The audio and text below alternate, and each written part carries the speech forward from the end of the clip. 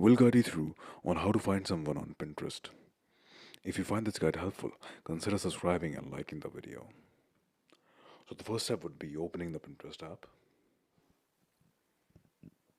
After opening it, you need to click on this magnifying glass, which also says search in the bottom.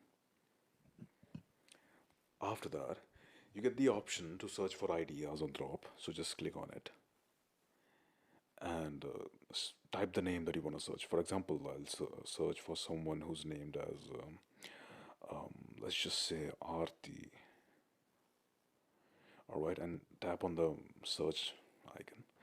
After that, you'll see a lot of images, but we don't really want to see images, right? So just click on the filters icon on the top left, as you can see. I'll click on it and go down and click on profiles in the end, as you can see, and click on view results. Okay, finally, we have the accounts now.